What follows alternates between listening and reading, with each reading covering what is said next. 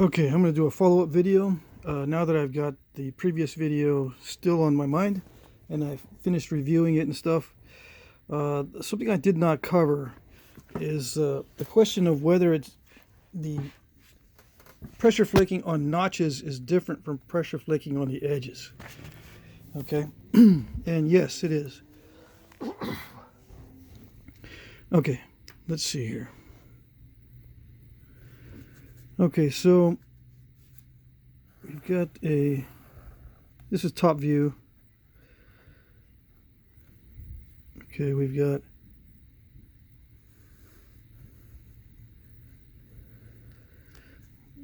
now these are like quarter notches, but this applies to all notching types. Now currently I'm also doing these side notches on Stocktons. Okay, notching is different from flaking on the edges. Okay, it's different from let's say this is a preform pressure flaking. That's one. Then you have finished edge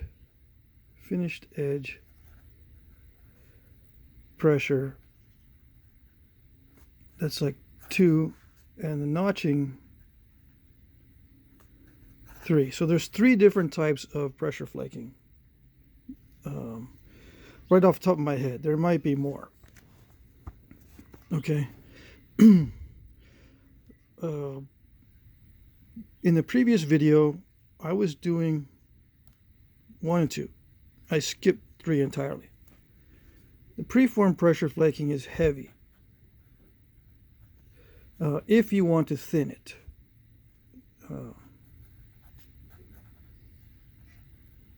Okay, that's what they call heavy pressure, when you want to send in long thinning flakes past halfway. Okay? Because it requires a lot of energy. Now, during the preform stage, you also have short flakes. Okay, so those are the same as the finished edge pressure. The pressure flaking on a preform is usually done on very dull edges. Okay, either rounded or squared off, or some other method of creating this secondary area, which I call the edge, as opposed to the surface. The preform stage has heavy. This distance here can vary. It starts at about 1/32 of an inch and increases to like maybe 3/16,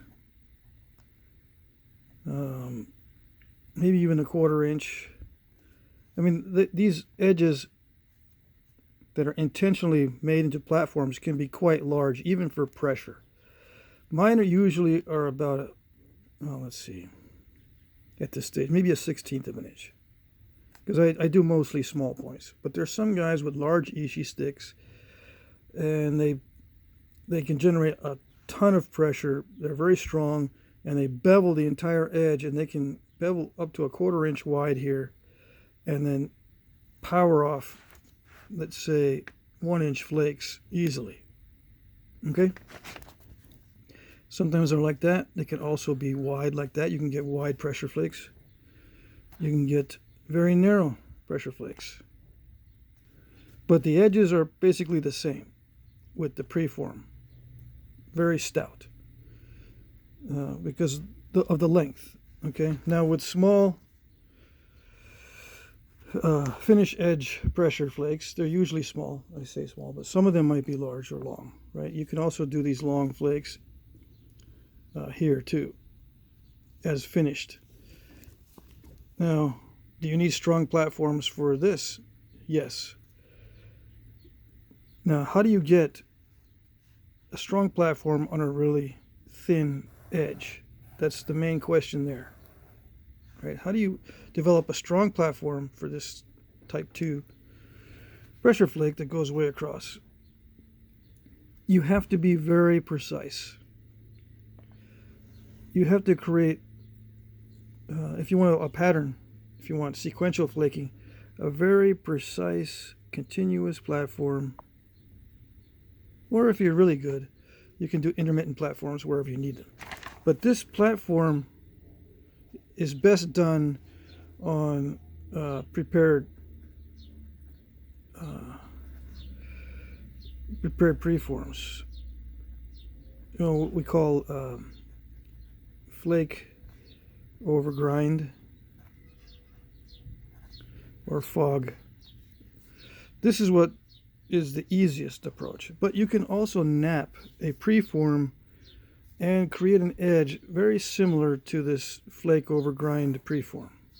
These prepared preforms that are ground down with a machine, and these edges are ground down as well to the right angle.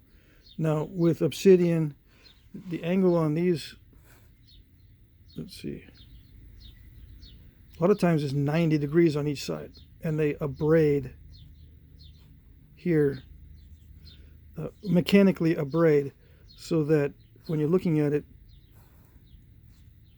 from the side view, let's say right here, this is this, you see the striations going across this way in this area. And you can press off flakes using your pressure flaker on this 90-degree angle with a lot of force, especially on obsidian, and generate long flakes. Now this is very difficult on a harder stone like raw chert, but it can be done. This is also done with ceramic preforms. They're cast in a mold and fired to create a ceramic, and the best ones are porcelain. Okay, I've seen some. There's some on Facebook. There's at least one guy on Facebook that's selling these, and I think they're fairly reasonable. All right, so that's 1 and 2. I'll get into more, of course, later. The notching is different, at least the way I do it. So let's get into that. Okay, so here's the edge of your workpiece. The number one important thing to remember is it needs to be very thin. If you can get the whole thing very thin, it's best. But if your notch is only a 1/4 inch deep, you only need to get this 1/4 inch thin. Everything else can be thick, right? The width of the notch right here should not be less than the thickness at that point. So let's say that at this line at a 1/4 inch you have a 1/8 inch thickness. This width here should be 1/8 as well, or more. If you go more narrow than your thickness, you're going to have trouble. Okay, that's the first thing. Second, the way you create platforms to drive flakes from these very narrow areas is the way you create the platform is different. Okay, so from the side view, it's very sharp because you want it as thin as possible, right? So you're going to be pushing on the surface to pop out these roundish looking flakes. And I call these pop outs. And I think, a lot of nappers call those pop outs. That's your goal. At first, when you first make your first intrusion into the edge, it's basically just crunched inward. You just crunch it inward, and you're still on the sharp edge, pushing downward. But these pop outs are going to be so small, and the flakes are going to be so small that you won't see this telltale looking pop out until you get further in. So what happens is you're going to crunch this way, which is going to drive inside the notch. It's going to drive flakes out of this area right there. Okay? Then you can flip it over. So when you flip it over, you can push on that and pop out a bunch of stuff. So when you're crunching your way in, you smash through a little bit. Make sure you don't use a wide flaker. Use as thin as possible. Smash through, turn it over, smash through some more until you get to this point here. And then if you'll see when you're going to flip it over and over. When you get to this point, you're going to see an area where you can set your tool like this. You flip it over and stuff. Right now I got dotted lines because this is how it's going to look when you are crunching it. Now when you've got to that point, flip it over and you'll see that bulb. Okay?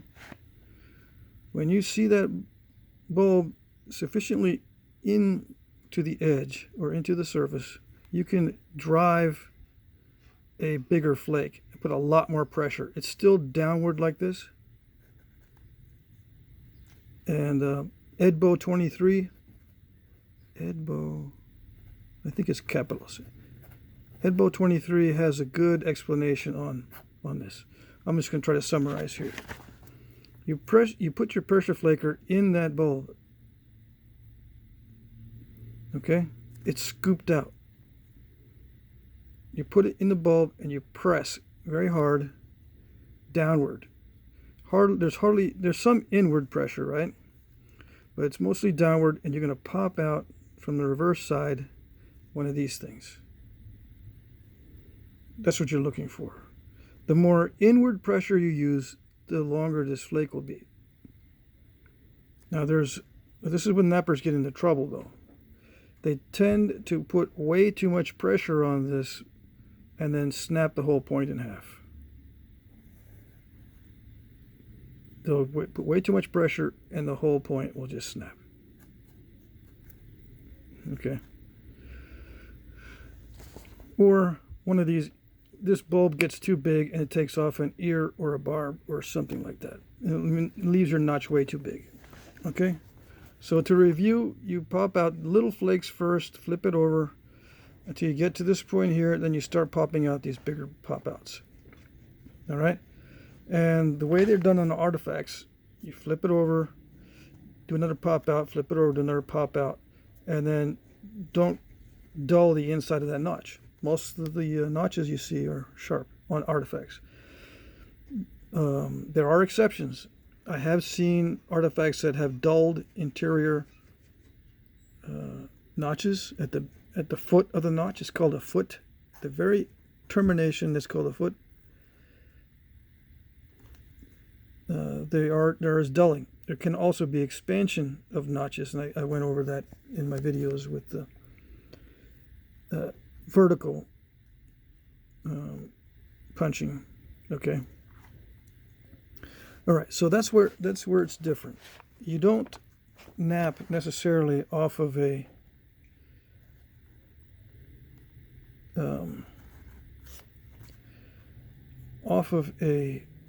prepared surface. This is incidental, right? Because when you're popping this out, it does scoop out a little bit when you're doing this kind of stuff. It will do this little, how do you say it? Little bulb of pressure. You flip it over, but you don't need to be too worried about grinding because it's very small in the beginning.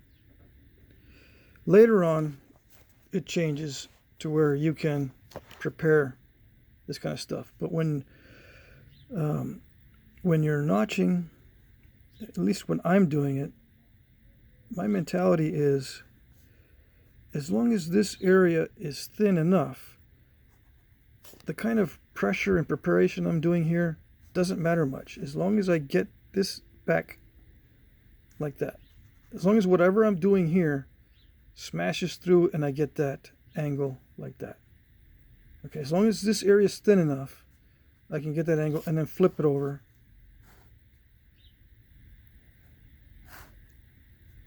And push again. And whatever technique I use, whatever I can do to get stuff to come out, I can crunch my way in. I can pop one big flake out. I can take a file and file that. Whatever technique, I'll use it. It's different from edge knapping. Okay, because what the edge knapping mentality is you want to do a cosmetic flake. A lot of times you want to thin or remove a mistake, damage control. There's hardly ever any desire to do damage control or prepare proper platforms. Now, if you want to, by all means, prepare proper platforms within the notch.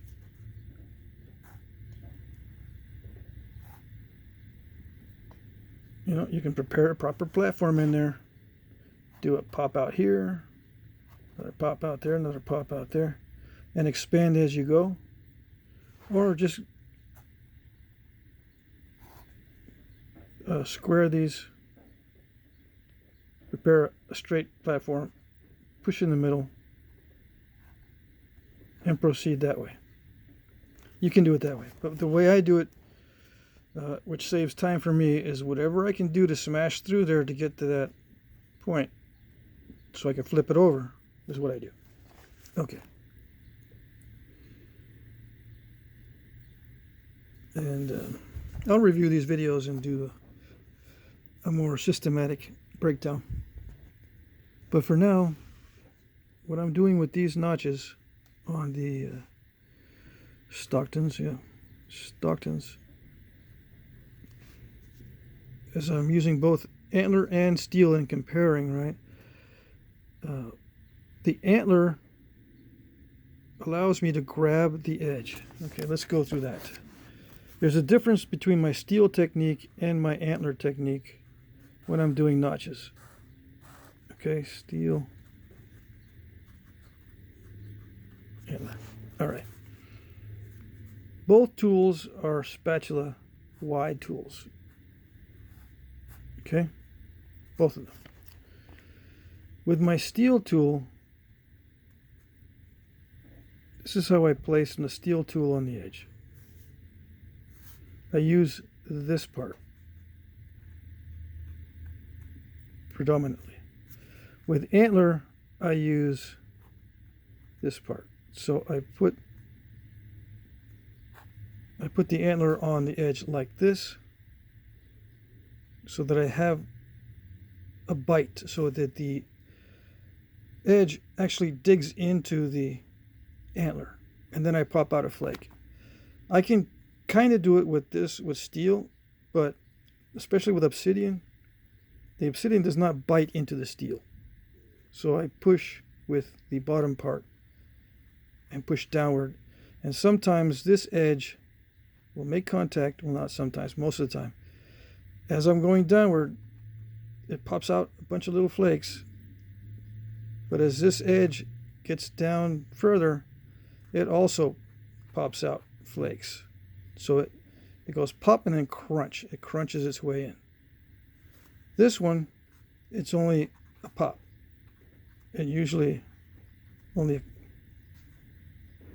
a relatively small number of flakes. Okay, so there's a difference in technique. This is mostly crunching, and this is mostly popping. Okay, same amount of pressure basically, although as it gets thicker, let me think about this for a minute. As it gets thicker, steel stalls easier than Antler if you're doing it carefully. Once Antler stalls, you're done, but that's a different story. If you're proceeding properly, the chances of stalling with Antler are less than stalling with steel. And it could be the way I'm doing it. I may be doing this wrong. Maybe I should be doing a steel flaker that has a concave area and put that on the edge. It could be working better. I just don't do it that way. I don't like putting a concave concavity into the tip of the spatula. I like it like this because it naturally wears to this shape. So I don't have to mess with it. I would have to keep dressing the tool if I were to do it this way. Now with Antler, it does break a lot, and you end up getting chips and stuff. So you have to dress this a lot more than steel. But that's the difference here. This one is a crunching, and this one's popping, right? Just to keep it simple. Okay, so I think I've covered the basics on these. You can thin and do all sorts of stuff from the notch, but you'd have to prepare the platform and be very careful about hitting the sides. The wider the notch, the better. Okay, of course.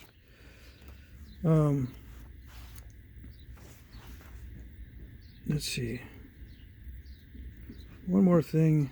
I was going to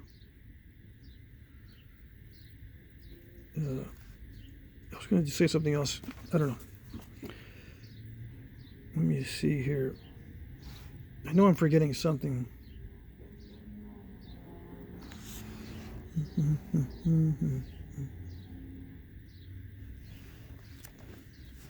Well, I'll review this video and I'll figure that out later. Okay.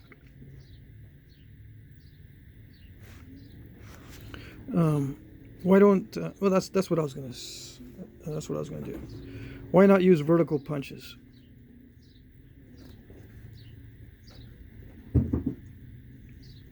Why can't I vertically punch these out? Yeah, you can.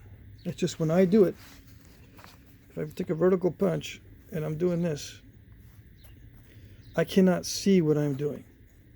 I would have to go to something like a punch this long, which I might do, so that I can actually see what I'm doing, and then hit the top with a vertical bone punch. I do not like, and I don't see the advantage of holding the punch close to my work. I cannot see what I'm doing, and I usually mess things up if I cannot see. Even if I get a strange angle like this and then hit down, down almost toward myself, and then get it like this so I can actually see, it takes me longer, much longer to actually produce a flake trail than if I were to use a pressure flaker. So that's why I don't do it. Now, I have done notches with horizontal punches.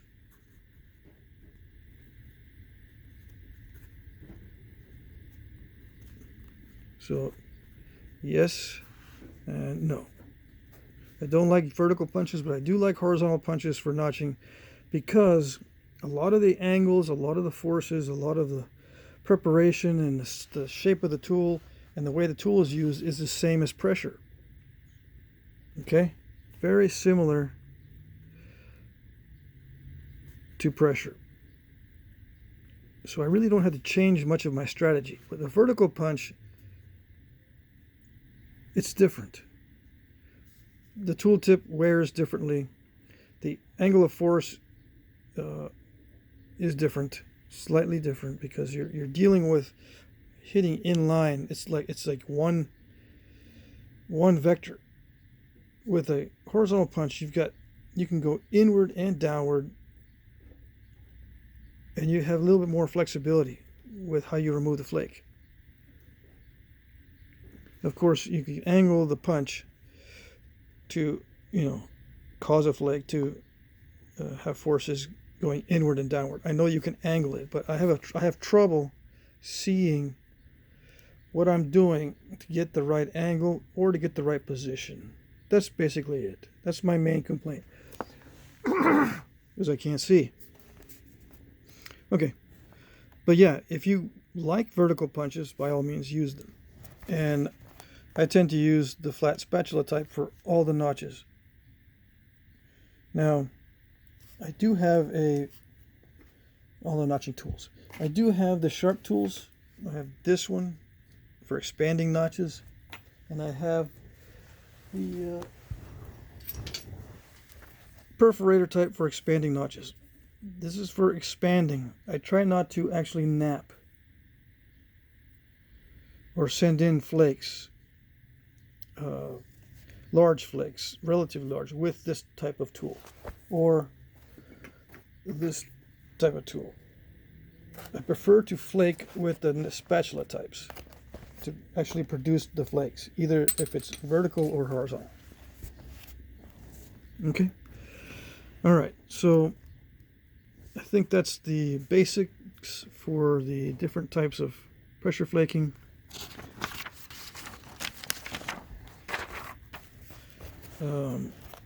Let's see.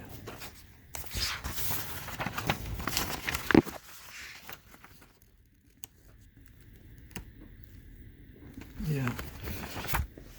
Yep, I think that's it. So I'll review this, and I may do a third one to wrap up. But I think I covered what I wanted to on these. All right, that's it.